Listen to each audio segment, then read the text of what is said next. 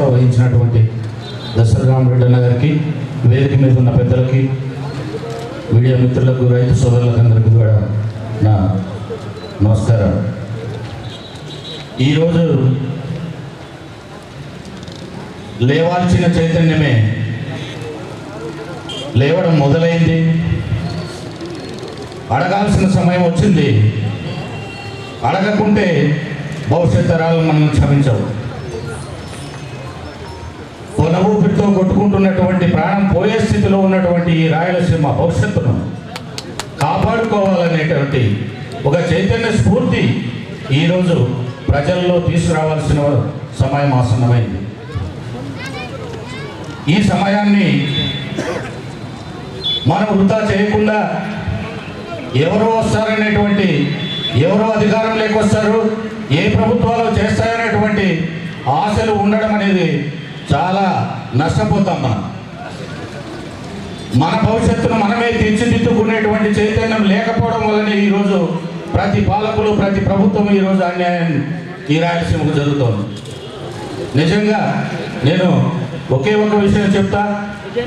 మా ప్రాంతం హిందూపూర్ పార్లమెంటు ప్రాంతం, దక్షిణ ఆంధ్ర అనంతపూర్ దక్షిణ ప్రాంతం. దానికి ఏకైక వనరు కేవలం ఆంధ్రనివా నీరొక్కటే. ఈరోజు మొత్తం హిందూపూర్ పార్లమెంటు 99% పల్లెల్లో కనీసం తాగడానికి కూడా నీళ్లు లేని దీనావస్థలో ఉన్నారు. చాలా బాధేస్తుంది, కడుపు కాలిపోతుంది. కానీ అమరావతిని ఎంతో ప్రపంచ ప్రఖ్యాతిగాల్చేటట్టు మేము కడతాము. అక్కడ 500 మీటర్ల ఎత్తులో ప్రజలందరినీ తీసుకుపోయి ఈ ఆంధ్రప్రదేశాన్ని చూపిస్తామని చెప్తున్నారు ఈ పాలకులు. ఏం కనపడుతుంది మనకి? ఆ 500 మీటర్ల ఎత్తులో మనకి ఏం కనపడుతుంది? వలసలు పోతున్నటువంటి జనాలు కనపడతారు. కరువుతో అల్లాడుతున్నటువంటి రైతాంగం కనపడుతుంది.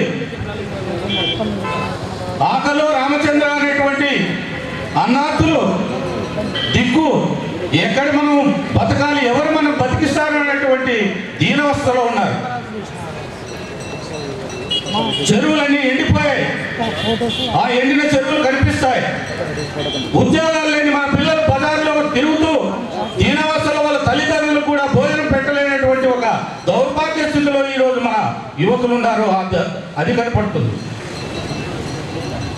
ఈరోజు అమరావతిని ఎవరు కూడా ఏదో పెద్ద అమరావతి కట్టాలని ఎవరు కోరుకోలేదు. మనకు రాజధాని కావాల్సిందే. కానీ ఆకలి కూడా, ఒక పూట అన్నానికి విధి లేని పరిస్థితుల్లో ఉన్న రైతాంగానికి నీరు ఇవ్వకుండా, ఆ చెరువులకు నీరు ఇవ్వకుండా, పిల్లలకు ఉద్యోగాలు ఇవ్వకుండా, ఈ అమరావతిని ఎంత ఐశ్వర్యంగా కడితే ఏం లాభం అండి మనకి?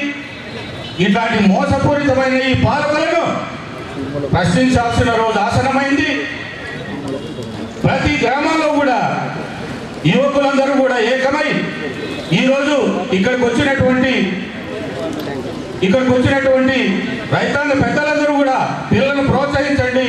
ఈ చైతన్యాన్ని తీసుకురావడానికి మీరందరూ కృషి చేయాలని, ఈ ఉద్యమ బాటలో, దశరథన్న యొక్క బాటలో మేము నడుస్తాం, మా వంతు సహకారం అందిస్తామని తెలియజేసుకుంటూ ఈ అవకాశం ఇచ్చిన మీ అందరికీ కూడా శిరొంచి పాదాభివందనాలు చేస్తున్నాం. కామని వేణుగోపాల్ రెడ్డి గారు మాట్లాడవచ్చు.